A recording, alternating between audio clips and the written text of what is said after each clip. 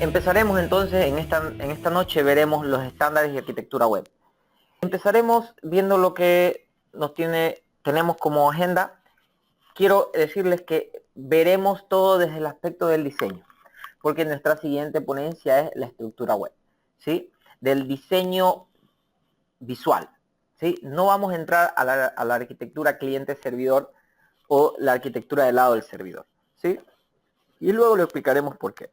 Entonces empezaremos viendo los estándares de diseño que nos propone la W3C.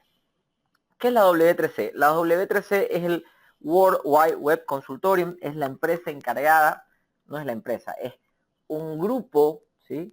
El consorcio, es un consorcio de personas que se encargan de mantener, evolucionar y custodiar los estándares que rigen el Internet y la web. Uno de ellos, y el más importante, es el HTML. El HTML fue creado por Tim Berners-Lee por allá por 1989.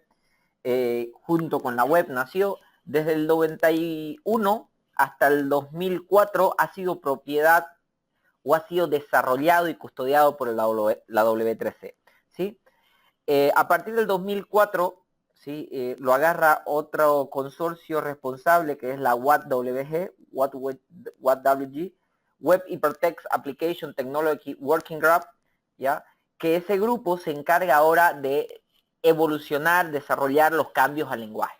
Este grupo libera en el 2008 el HTML5, ¿no? Es decir, la mejora del lenguaje es el HTML5, ¿sí? En el 2012 la WHWG y la W3C deciden una separación en la cual WHWG va a seguir desarrollando el HTML como un estándar vivo, ¿ya? Y W3C lo único que va a hacer es hacer referencia a ese estándar. W3C es dueña son los creadores de la CSS, ¿sí? Las hojas de estilo encalicadas.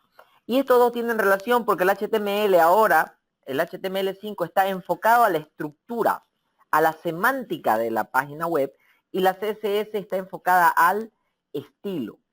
Es así que en la última versión, en la HTML5, empiezan a depreciarse, ¿sí? Y ya no son soportados algunos elementos que tienen que ver todos con la presentación de la página.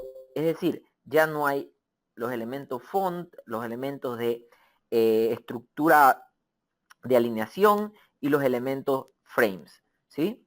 Mucho menos los elementos de bordes y de colores. Todo eso ha sido migrado por completo a la CS3. La CS3, tenemos la versión 1, la versión 2 y la versión 2.1, que es el último estándar, el cual se conoce con CSS3, ¿sí? Es un estándar que ha evolucionado bastante, ¿sí? Ha evolucionado de tal forma que hoy, se ha dividido en bloques de aplicación y de entendimiento, ¿sí? Bloques conceptuales para su organización, para su gestión de configuración. Tenemos selectores, cajas de modelo, bordes y fondos, valores de las imágenes y reemplazados, el contenido, efectos de texto, transformaciones 2D, animaciones, transparencias, alfa tags, etcétera, etcétera, etcétera, etcétera, ¿no? Bien, estos son los estándares básicos, es decir, la web sin esto no tiene presentación, ¿sí? No tiene presentación. ¿Existe? Sí, existe. Existe el XML y el servicio web, existe el JSON y la transmisión de datos. Eso existe. Existe el protocolo FTP y demás, que tampoco los veremos ahora porque quiero centrar esto como una introducción a la última clase, que es la interfaz de usuario, ¿sí? Bien. Aparte de esto tenemos los estándares de resolución, que es el HTTP, el protocolo y los estándares de resolución, el URI y las URLs, ¿sí? Eso no he querido tocar porque eso, si bien ha evolucionado, conociendo lo básico es suficiente, ¿no? Y donde ustedes consulten va a ser la información correcta. No obstante, nosotros estamos acostumbrados a consultar páginas de HTML y CSS y después que no funcionen en nuestros sitios web, y es porque no estamos consultando al estándar correcto, ¿sí? Siendo así, partiendo de lo básico, llegamos a algo que me interesa bastante que sean capaces de investigar y de utilizar en la industria, que es el scripting, ¿no? El scripting, que es la interacción, ¿ya?, de código en el cliente, en el navegador.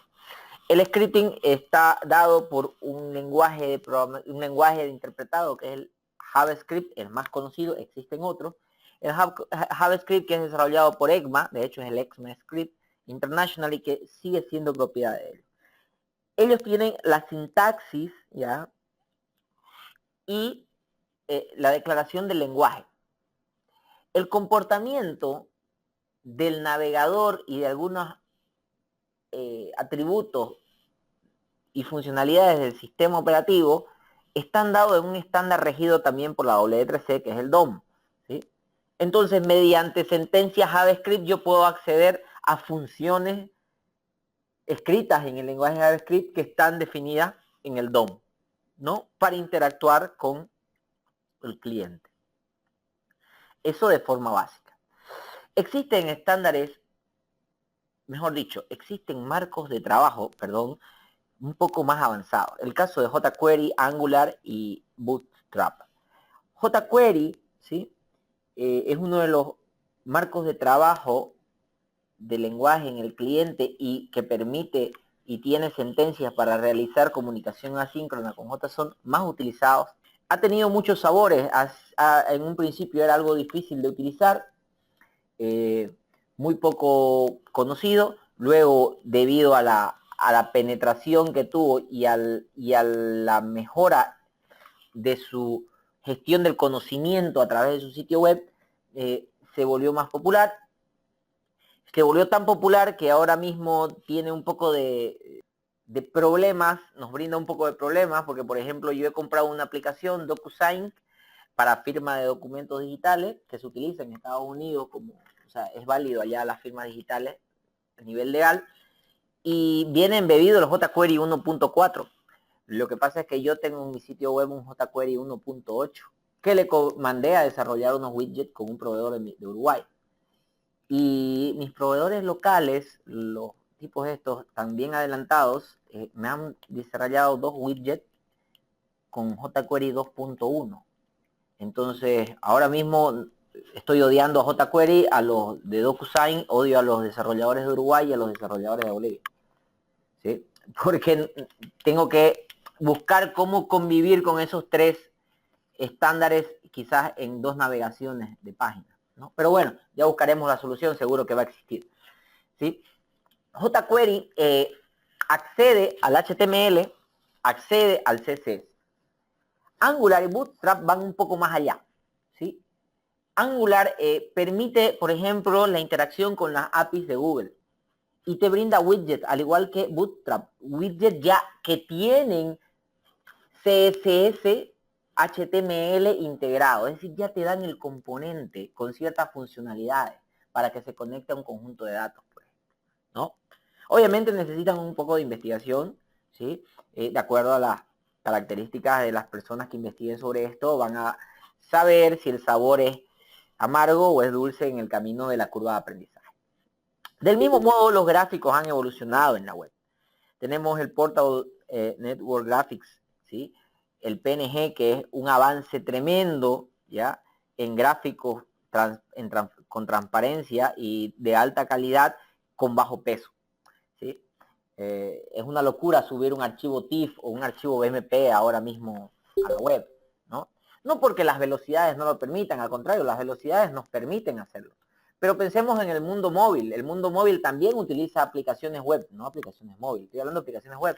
Entonces, un sitio web accedido desde una tableta o desde un teléfono o una aplicación web, siempre va a ser, va a depender del consumo de datos, de la renderización, y para eso el PNG y el SVG son estándares que nos ayudan bastante. SVG son gráficos que se presentan en la web como un elemento HTML, ¿sí? Se pueden hacer cosas mucho más interesantes, obviamente con la curva de aprendizaje un poco más grande. Hasta que hemos visto estándares de diseño. Sin embargo, algo que yo he hecho énfasis desde el inicio del módulo ha sido cómo hacer la web más accesible, ¿ya? De acuerdo a lo que nos dijo Tim Berners-Lee, ¿no?, de que cualquier persona debe acceder a la información independientemente de sus capacidades, ¿sí? O de la ausencia de ellas, ¿no? Y para eso, vengo ahora a tratar de presentarles un par de estándares. La W3C propone un par de estándares para lograr que un sitio web sea accesible. Ellos son la WCAG, los WAC 1.0 y 2.0. El 1.0 son 14 puntos, ¿ya? 14 sentencias, como un checklist que le dicen a usted qué debe hacer para que un sitio web tenga un nivel de accesibilidad.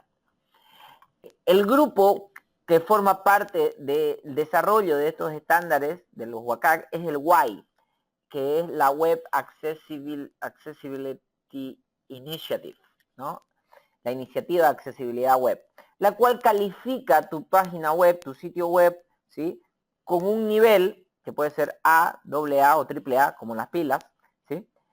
Y sobre qué estándar. Es decir, por ejemplo, este fue sacado un ejemplo, por ejemplo, de la página, no recuerdo, Web Modeling, creo, el cual te dice que es compliance, o sea, cumple con el estándar XHTML, cumple con el CSS1, cumple con el WCAG 1.0 a nivel AAA. Al nivel AAA dice que todos los puntos de verificación de prioridad 3, 2 y 1 han sido satisfechos. Cumple con el estándar AAA de una entidad de accesibilidad, no recuerdo si es americana, no estoy muy seguro si es americana, ¿sí?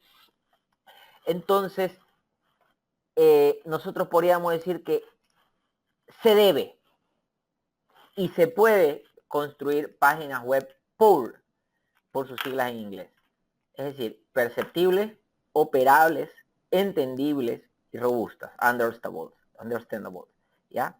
Siguiendo las recomendaciones de los puntos de verificación de la WCAG 1.0 y las técnicas propuestas por la WCAG 2.0.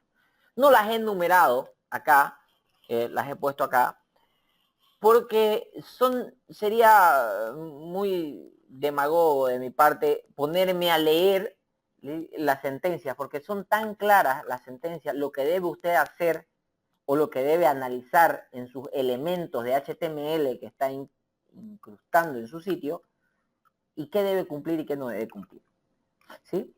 Entonces queda como tarea para ustedes revisar los estándares, tratar de aplicarlos o de proponerlos como punto en el trabajo, y sobre todo a los que estén inmersos dentro de este mundo atractivo que es la web, el tratar de generar aplicativos que cumplan con al menos algún nivel, lograr algún nivel de accesibilidad. Pensando siempre que estas normas, por ejemplo, le dice el atributo, el elemento IMG necesita un atributo alt con valor para que el lector de pantalla lo pueda leer, ¿no? Entonces, si vemos son algunas normas antiguas, claro, son antiguas porque existen desde los 90 y las leyes existen desde los 90.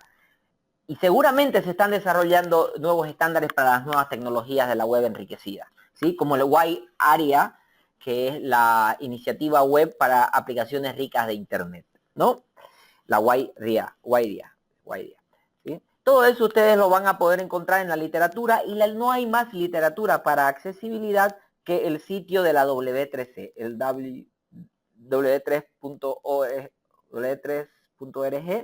Worldwide Consortium, ¿sí? Bien, hasta acá hemos visto entonces todos los estándares de diseño gráfico, por así decirlo, de comportamiento el usuario. Podríamos haber hablado del modelo vista controlador, pero para eso existe el modelo vista controlador y existen todas las plataformas. No hubiéramos tenido que casar con alguna de ellas, y ahí hay que evitar los fanatismos, como veremos más adelante, ¿no? Sin embargo, ustedes cuando profundicen sobre una plataforma, seguramente esa explicación a nivel arquitectónico la van a tener, ¿no? Bien, para seguir un poco, ya que entendemos los estándares, vamos a ir viendo lo que es arquitectura web, ¿no? Y para definir la arquitectura web vamos a empezar por lo básico, ¿sí? ¿Qué es arquitectura? Es el arte y la técnica de diseñar, proyectar, construir, etcétera, etcétera, etcétera, ¿no? Tiene un origen griego, ¿sí? Tiene un origen griego en el cual tiene significados que nos llevan a decir constructor de maestro o maestro constructor. Es decir, que la arquitectura es la ciencia de un maestro constructor, ¿no? ¿Qué es la arquitectura de software? Y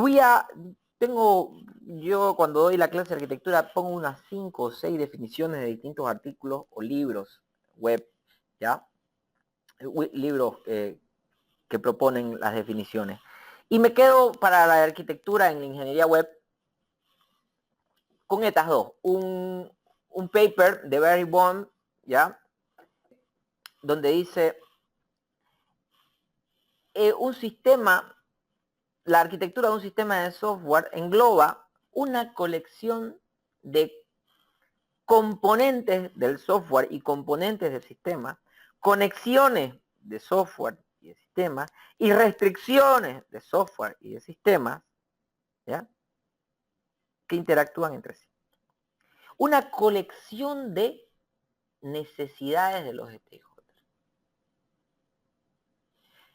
¿Sí? Y Buzz Clement en un libro que se llama Software Architecture in Practice, no dice que la arquitectura es la estructura o la estructura de los sistemas que componen elementos de software y las propiedades externamente visibles de esos elementos y su relación entre ellos. ¿Sí? Esas propiedades de los elementos externamente visibles se refieren a todos los elementos que van a permitir proveer servicio, todas las características de rendimiento, el manejo de falta, el compartimiento de recursos y el uso de esos recursos. Todo lo que hemos hablado tiene que ver con la web. ¿Sí? Es decir, elementos de software, propiedades externamente visibles de esos elementos, características de rendimiento, ¿sí? Recursos a ser compartidos y a ser usados, y su relación entre ellos. Por ende, la arquitectura de software es un programa o sistema, en un programa es una representación que nos va a ayudar a entender cómo el sistema se comportará. Es decir, cuando yo esté analizando, construyendo, ¿sí?, un artefacto arquitectónico, debo entender cómo el sistema se comportará mediante ese artefacto de arquitectura. Ese modelo, ese diagrama, que es un artefacto de arquitectura, le tiene que brindar al público lector la capacidad de entender cómo el sistema se comportará. ¿Sí? Es decir, es un modelo para el desarrollo del sistema, ¿sí?, y para el desarrollo del proyecto, perdón. ¿Por qué hablo del desarrollo del proyecto? Porque te va a definir tareas de trabajo para el diseño e implementación. Es decir, para la construcción como para el diseño de esa construcción, antes de la construcción. Pero me quiero saltar esta ponencia y decir, la arquitectura es un artefacto que aparece temprano en el análisis para asegurar que el enfoque de diseño nos lleve a un rendimiento aceptable del sistema. Y muchos teóricos me dirán, Jerónimo, te estás equivocando, los artefactos de arquitectura se hacen en el diseño, en el análisis se analizan los requerimientos. Y yo lo desafío a que, y le demuestro que en el análisis debe aparecer la arquitectura. Quizás no de forma, no formalmente, ¿sí?, pero sí para generar luego diseños arquitectónicos formales que puedan ayudar a construir el software. La arquitectura es el primer portador de las cualidades del sistema, como ser el rendimiento, la escalabilidad, la seguridad, los cuales no pueden ser alcanzadas sin una visión unificada de la arquitectura. La arquitectura es el primer portador de los atributos de calidad que vimos en la primera ponencia. Es decir, así como la arquitectura tiene que ser capaz en un sitio web de expresarme la funcionalidad del software, también yo puedo ver cómo se comportará el sistema de acuerdo a los atributos de calidad que yo tengo que enfocarme según el requerimiento. Es decir, la arquitectura me va a expresar usabilidad, accesibilidad, mantenibilidad. Sí, puede y debe. Construyendo una arquitectura efectiva, usted puede identificar riesgos de diseño, mitigarlos temprano en el proceso de desarrollo y generar software mantenible, de calidad, escalable. ¿Sí? Y la arquitectura está dada por un arquitecto de software. ¿Quién ejerce la arquitectura? Un arquitecto de software, un arquitecto de software web. ¿Y ese arquitecto de software quién es? ¿Y qué debe hacer el arquitecto de software? ¿No? El arquitecto de software es una persona que tiene que moverse dentro de 3 dominios. ¿Sí? Un dominio técnico, ¿sí? Un dominio de proyectos y un dominio de negocios. Es decir, el arquitecto de software va a tener relación con gerentes de proyecto, con expertos en el negocio y va a tener relación con los desarrolladores, si es que él no es uno más de ellos. ¿Sí? Entonces, este arquitecto de software tiene que tener algunas habilidades. En el libro Software Architecture Principles, no me acuerdo, ¿sí? Lo voy a poner en la diapositiva para subirla. Nos proponen 12 habilidades que tiene que tener un software arquitecto, un arquitecto de software. La primera, y está entre paréntesis, para que no se olviden, se asume que este arquitecto de software que va a trabajar en la nueva construcción de un portal sobre SharePoint, o sobre Drupal, si quieren, para que no sea mi caso, tiene que conocer la plataforma donde se va a montar, la tecnología sobre la que trabaja Drupal, los pormenores de la integración de Drupal con otras aplicaciones, etcétera, etcétera. No tiene que saber hacerlo, tiene que conocer que se puede hacer. Tiene que tener un buen estudio del estado del arte, ¿sí? Y sobre todo tiene que saber liderizar a quienes van a desarrollar eso. Tiene que tener un alto nivel de política para negociar, para comunicarse con otros stakeholders que están lejos de TI, ¿sí? Es decir, pasamos la barrera de TI, ¿no? TI no es más, acá están mis desarrolladores, ¿sí? Yo ejerzo liderazgo sobre estos desarrolladores y tengo que comunicarme con gente del negocio, ¿sí? Es por eso que tengo que tener habilidades de relación. Para tener esto, necesito desarrollar habilidades personales, como la pasión, la transparencia y el cambio de contexto. ¿Por qué cambio de contexto? Tengo reunión a las 10 de la mañana con mis desarrolladores, a las 1 de la tarde con el gerente de proyectos para darle un estado de acuerdo al avance de mis desarrolladores, pensando siempre en recursos de proyecto. Tengo que retroalimentarme del negocio, ¿sí? Esto lo voy a lograr con transparencia y compasión. Un arquitecto de software que quiera mejorar o mantener actualizadas sus habilidades técnicas, lo va a hacer con pasión, ¿sí?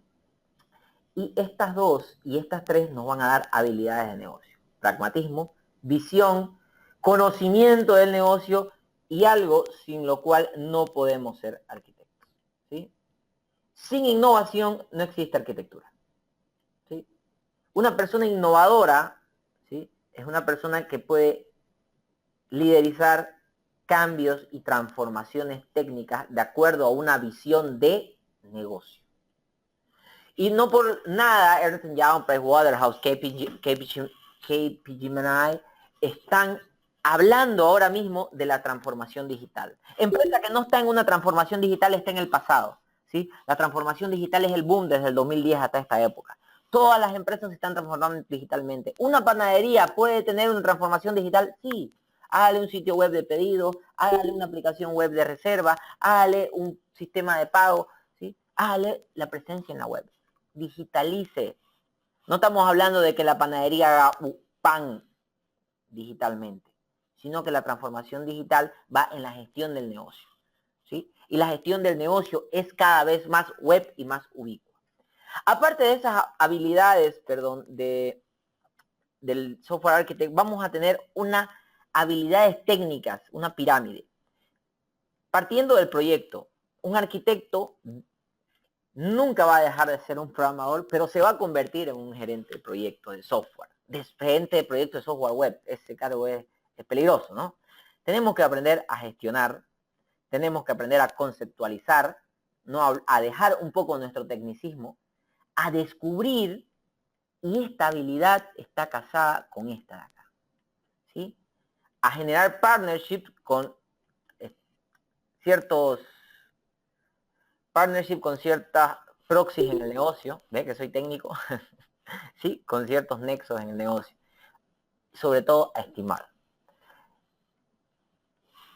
Habilidades tecnológicas, governance, con el leadership. Yo sé qué recursos pueden atacar qué funcionalidades, qué tecnología. ¿Sí? Sé quiénes van a participar en qué proyectos. Desarrollo de la plataforma, innovación, desarrollo de la plataforma, conocimiento a fondo de la infraestructura, de la tecnología con la que estoy trabajando. Gestionar el conocimiento. No puedo aprender que mi equipo aprenda y que el conocimiento tecnológico se quede en las personas. El conocimiento tecnológico es desarrollado por las personas, pero necesita ser institucionalizado en la empresa. ¿Sí? No podemos perder un recurso y que se resfríe la tecnología de mi empresa, ¿no? Siempre pensando en una arquitectura, en una perspectiva arquitectónica. Y esto nos va a dar habilidades visionarias, ejecución emprendedora, innovación tecnológica y sobre todo la planificación estratégica. Y estas habilidades nos van a llevar al mundo del business, ¿sí? Y alguien que viene del business a TI va a tener más dolores de cabeza que alguien que se convierte de TI al management, ¿no? Sobre todo en el mundo web. Dentro de las habilidades tecnológicas, nosotros voy a recalcar en gestionar el conocimiento. Es necesario. Necesito saber qué se puede hacer, no necesito saber cómo se hace. Necesito saber quién sabe hacerlo y gestionar su conocimiento. Necesito desarrollar las plataformas con las que estoy conviviendo, el desarrollo de ese conocimiento de las plataformas. Siempre pensando en una perspectiva arquitectónica y en la gobernanza de mi arquitectura, ¿sí? Bien, aquí voy a poner algunas máximas. La de Zuckerberg me mata porque es la primera aplicación, decía Zuckerberg, que permite que otras personas ganen dinero con su arquitectura. Recuerdo que en los 2006, 2007, 2008, Facebook libera las APIs para que usted programe en Visual Studio y en Java. Es decir, usted programaba, y de hecho hasta ahora usted puede desarrollar aplicaciones y embeberlas dentro de Facebook. Fíjense el riesgo, usted está embebiendo una aplicación en una aplicación mundial, global y estable. Usted la puede romper, le puede insertar una falta o un bug, un virus. No, porque tiene una perspectiva arquitectónica robusta, ¿no? Y él decía, hay developers que están viendo una nueva forma de hacer negocio si ellos aprovechan esta ventaja. Incluso hay compañías enteras, ¿sí?, que se basan en desarrollar productos para que corran en la aplicación, en la plataforma de Facebook. Él genera negocio gracias a su arquitectura. La perspectiva, quiero que la entendamos la perspectiva. Y aquí vamos a ver algo que dijo Alan Klein, que dice, un poco de perspectiva, como un poco de amor, como un poco de humor, siempre va a tener un largo camino, ¿sí? Es decir, cuando yo pienso en la arquitectura de mi sitio web, estoy desarrollando una perspectiva arquitectónica y esa tiene que estar enfocada hacia el futuro. Si yo construyo el sitio web con la arquitectura necesaria para que sobreviva hoy, mi sitio web muere mañana. yo tengo que diseñar los artefactos arquitectónicos pensando en la escalabilidad del sitio, ¿no? Y la gobernanza es gestionar todas estas habilidades adecuadamente. Bien. Bueno, señores, vamos a empezar a ver los artefactos que mi persona recomienda tener en cuenta cuando encaremos proyectos web, ¿sí? No obstante, la ingeniería de software propone muchos artefactos de acuerdo a muchos estándares, entre ellos UML, patrones de diseño, etcétera, etcétera, etcétera. Sin embargo, no con esto quiero decir que los artefactos que voy a presentar son necesarios para el trabajo. Usted puede decidir el que quiera, el que usted vea conveniente, siempre y cuando lo justifique, ¿no? Pero desde mi punto de vista yo voy a empezar a presentar algunos artefactos que creo que son importantes tener en cuenta a la hora de modelar y definir la arquitectura de sitios web, ¿no? Empezaremos con algo que creo que cualquier aplicación transaccional debe tener, ¿sí? El modelo de dominio. Con transaccional no me refiero a que persista datos en una base de datos, me refiero a que genere interacción entre entidades de negocio. ¿Por qué el modelo de dominio es atractivo para este tipo de aplicación? Pensemos en el tipo de pago. ¿Qué es el tipo de pago? Para mí el tipo de pago es un desplegable, ¿sí? Que dice tarjeta de crédito, Tigo Money, PayPal, efectivo, ¿sí? Bien, eso para mí es el tipo de pago. Alguien me dirá, esto puede salir de una base de datos, o puede salir de un fichero XML, o puede estar quemado en el código, etcétera, etcétera, etcétera. O puede consumir un web service. El tipo de pago. El tipo de pago describe un pago y la persona hace un pago. La persona hace un pago. Bien. La persona hace un pago. Ahora sí, ¿no? Una persona hace un pago. Un pago y aquí dentro del pago está este tipo de pago, ¿no? Fíjense cómo el modelo de dominio me está ayudando a comprender, a diseñar una interfaz de usuario, ¿sí?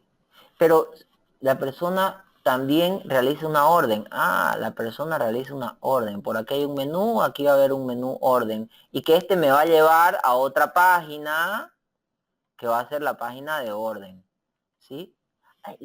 El modelo de dominio también me da navegación, ¿sí? El modelo de dominio me da la conexión de entidades de negocio. Y con entidades no quiero casarme, no quiero que casen, porque estamos en una maestría, en un futuro doctorado, no quiero hablar de que toda entidad es una tabla. No me interesa pensar en bases de datos ahora. Me interesa pensar en el dominio del negocio. Que después es una tentativa del modelo entidad-relación o de la estructura física de la base de datos o de las clases que tiene que tener el software, es que ya yo no pienso ni en clases. Eso me la genera un ORM, ¿no? ¿Sí? Me la genera un ORM. Obviamente tengo que conocer. Pero fíjense cómo me ayuda a entender el negocio y a tomar decisiones sobre el negocio. Esto es mejor que esté quemado en el código o que sea parametrizable en una tabla.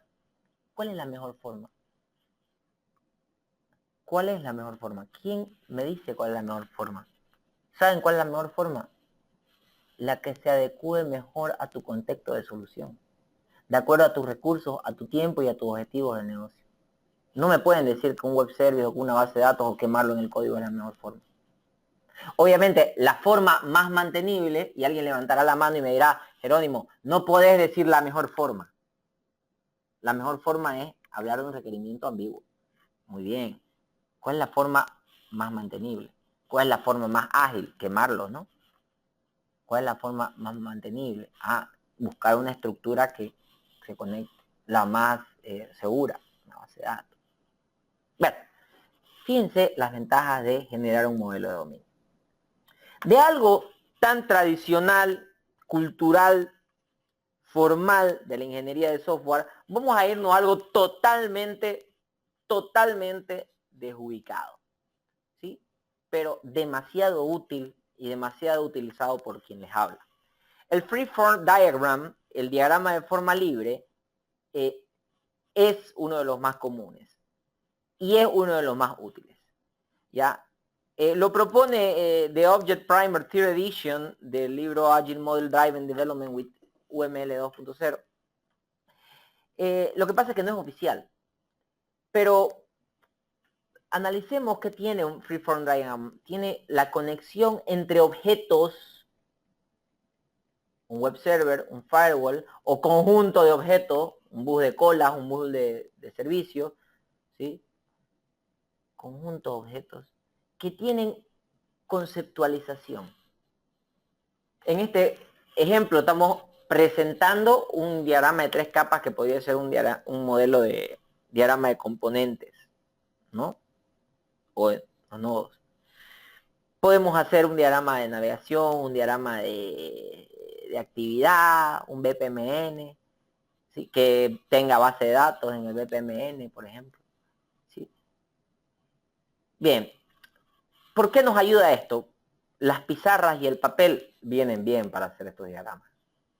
No se necesita un Enterprise Architect, un Rational Rows para crear estos diagramas. Pero esto es lo que quiero que presten atención. Lluvia de ideas. Y luego crear artefactos más formales. Nos va a abrir la mente. ¿Sí? Nos va a enfocar en nuestro objetivo. Nuestro objetivo es saber de todo esto que está acá, donde hay hardware, software, middleware, etcétera, etcétera. Decir, voy a trabajar sobre esto, esto y esto. Y voy a desarrollar ahora un diagrama formal de componentes con los artefactos necesarios y los atributos necesarios. Bien. De ese diagrama tan libre vamos a pasar a otro diagrama propuesto por Use Case Driving Object Modeling with UML por Kendall y Rosberg, en el cual nos habla de los diagramas de robustez. Los diagramas de robustez no son muy conocidos, ¿sí? Pero es una forma atractiva de modelar una aplicación web, ¿sí? En base a funcionalidad. Es decir, yo puedo adoptar la nomenclatura de UML que propone para los diagramas de colaboración y aumentar gráficos de UML ya que me brinden mayor información. Por ejemplo, tenemos los actores, las interfaces. Una interfaz puede ser un icono. Crear estudiante. ¿No? Una interfaz, ¿sí? Puede ser una pantalla donde yo interactúo o una pantalla donde visualizo. ¿Sí? Las entidades, ustedes pueden verlas como base de datos o si no como objetos de información. ¿No? Bien. Y puedo llamar a un caso de uso completo, si quiero. Independientemente ya sea por un actor, un control o una entidad. Esto me va a servir para modelar sitios web. ¿No? Bien. Diagramas de red. Los diagramas de red pueden presentarse como nodos de hardware, pueden ser diagramas de despliegue en UML, pero ¿por qué utilizar un diagrama de red con dibujitos? Porque quizás esto a mí, dentro de mi arquitectura de SharePoint, significa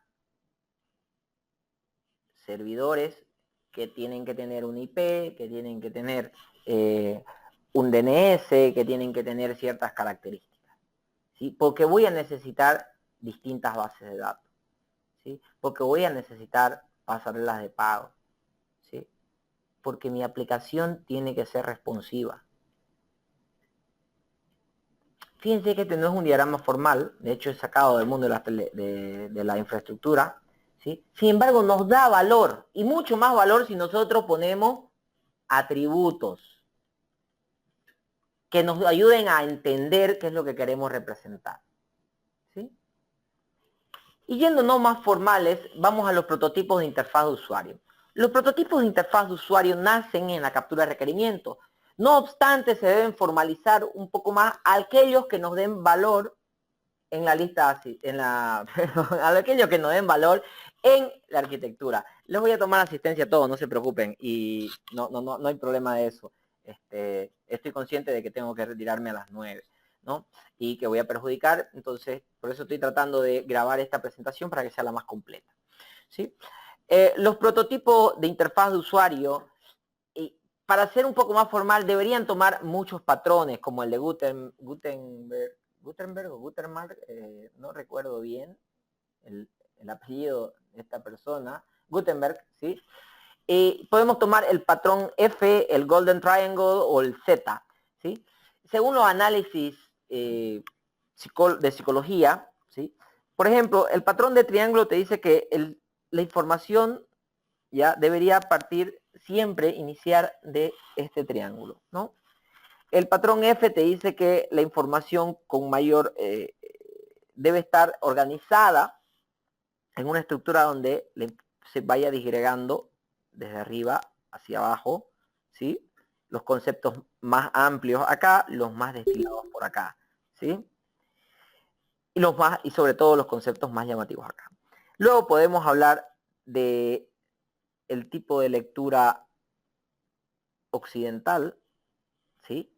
Que es así.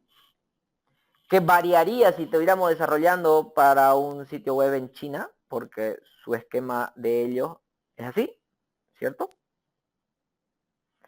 Entonces,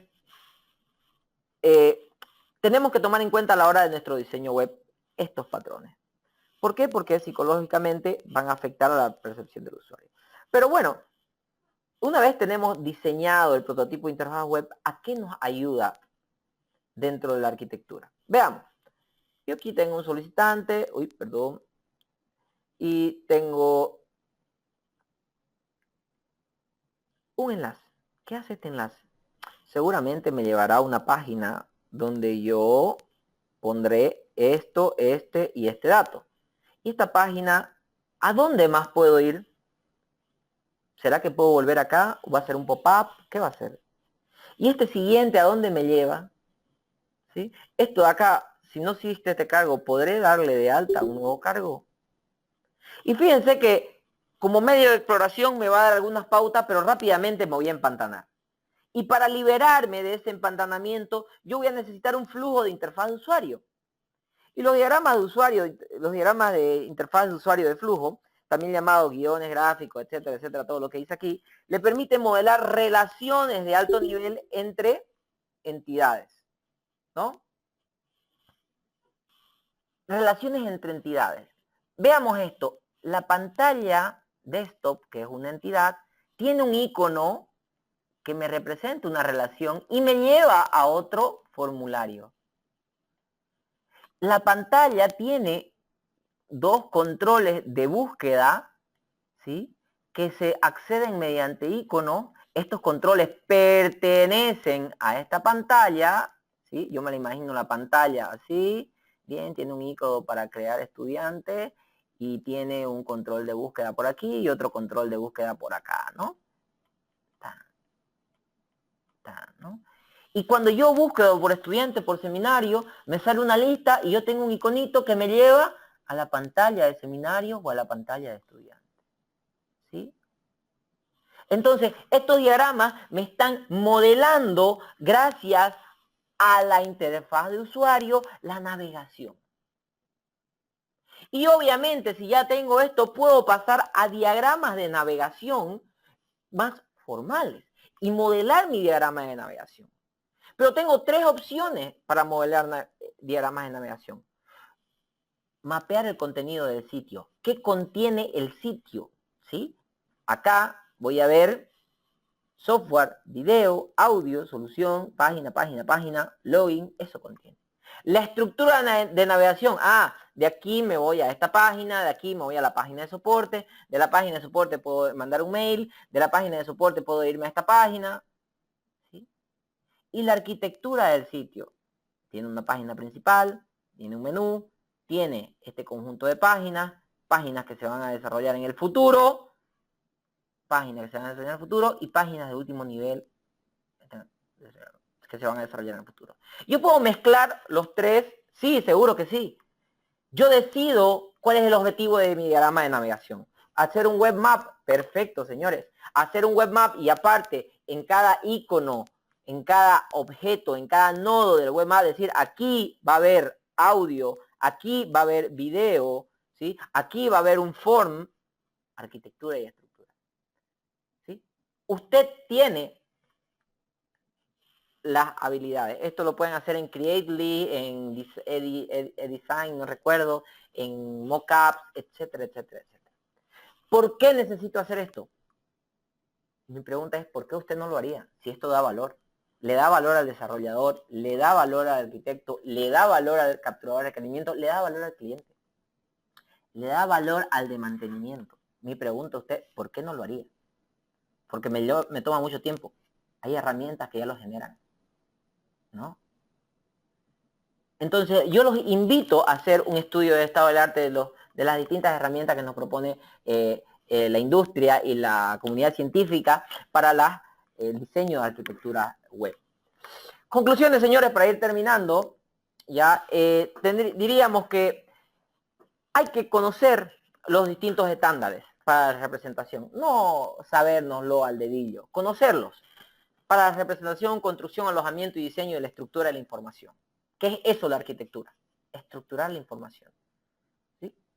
Bocetos, modelos que nos permitan tener una perspectiva de cómo el sistema se comportará, de cómo el software se comportará cuando sea accedido por usuarios, cuando se comunique en la red, cuando tenga concurrencia de usuarios. ¿Sí? Alinearse a las herramientas y estándares de la industria con el fin de agilizar los tiempos de construcción. Hay herramientas, usted está trabajando sobre Drupal, usted está trabajando sobre plataforma libre, se instaló un JBoss, busque los frameworks, hay hartísimos frameworks, algunos para diferentes tipos de aplicaciones web, ¿sí? Entonces busque la que le va a agilizar los tiempos de construcción. Software libre no es software gratis, software pago no siempre es caro, ¿no? ¿Puedo hacerlo desde cero? Puedo pagar, puedo. Alinee su objetivo de negocio de acuerdo a sus objetivos técnicos, ¿no? Justifique. Intentar utilizar herramientas de construcción que permitan la accesibilidad, dependiendo de los niveles deseados según el contexto. Según el contexto. Si usted está postulando a una licitación en los Estados Unidos, seguramente su web tiene que ser accesible y además tiene que ser atractivo al usuario. Intente hacerlo. Documéntese sobre estos estándares, ¿sí? Utilizar artefactos de arquitectura que permitan mejorar, agilizar y facilitar la comunicación entre los stakeholders de requerimiento, de diseño, de construcción, es decir, programadores, arquitectos, ingenieros de requerimiento, stakeholders de negocio, de marketing, de psicólogos, de ventas, etcétera, etcétera, etcétera. Esos artefactos no tienen que ser demasiado técnicos, a no ser que usted necesite un sitio, su sitio web lo necesite porque es demasiado complejo, ¿sí? Haga lo que dé valor. Gestione esos artefactos, mejoren, agilicen, gestione la configuración del software, gestione la gestión del cambio, gestione el conocimiento. Configuración del software. Señores, tengo 20 ficheros JavaScript. Wow. Este fichero JavaScript, ¿en qué página se ocupa?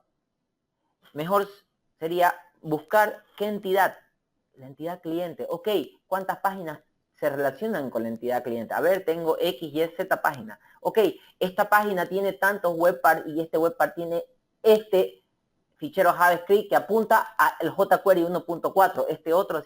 Eso se lo va a dar la gestión de la configuración del software. Eso le va a ayudar a hacer la gestión del cambio, porque cuando yo toque el fichero JS24, mejor dicho, 24 new JS, voy a estar tocando el funcionamiento de X, Y y Z página. Y esto le va a ayudar a la gestión del conocimiento, porque usted va a tener que hacer ciertos widgets que adecuó de Bootstrap para que funcionen en tal plataforma y seguramente lo quiero reutilizar en otro proyecto. Gestión del conocimiento. Utilizar herramientas adecuadas para realizar artefactos de arquitectura que brinden valor. Mockups, Creately, Balsamiq, UML, no me acuerdo, WebML, Rational Software, Enterprise Architect, la que usted tenga plata, la que a usted mejor le siente, la que usted se sienta cómodo y el artefacto que usted realice brinde valor. Pero sobre todo, señores, y quiero terminar esta clase con esto. Usar arquitectura. Hay que realizar artefactos de arquitectura para tener una perspectiva arquitectónica, lo cual ayudará a que nuestra presencia en la web sea robusta, sea escalable, sea mantenible. Ha sido un gusto, señores. Dejo abierto el micrófono para alguna duda. Muchas gracias por la ponencia. Van a disculpar nuevamente. Si tienen alguna duda, podemos resolverla en los siguientes minutos, ¿sí? Caso contrario, pues bueno, despedirme y nos vemos en la próxima sesión. Consideraré la asistencia de todas las personas. Tengo acá ya registrado. Y bueno, un gusto y buenas noches. Claro, Gilma, tenemos mockups de Google, tenemos Creately, mockups de Google me gusta bastante porque cuando usted crea el formulario, le crea los enlaces, ¿sí? Le crea los enlaces. O sea, usted pone esto es un enlace y me va a llevar a este otro formulario. Entonces usted le da a publicar, lo publica en la web, su dibujito, le da clic en el enlace y le lleva al siguiente enlace. ¿Sí? Mockup de Google me gusta mucho, Balsamiq, hay varios. Voy a tratar de subir un estado de los aplicativos que hay ahora mismo. ¿Sí? Sí, voy a tratar de subir en este fin de semana, Edgar, un conjunto de conocimiento, facilitar, no conocimiento, información, facilitarles información para aquellos que quieran realizar un estudio profundo o simplemente utilizar ciertas herramientas que nos pueden facilitar a los que estamos viviendo constantemente con la web, ¿no? Y traten también, se los prometí y les prometo que vaya a subir las 3 diapositivas en formato PDF para ustedes, ya para que no quede solamente la grabación, ¿sí? Bueno, señores, ha sido un placer. Gracias por la retroalimentación y nos veremos el próximo jueves.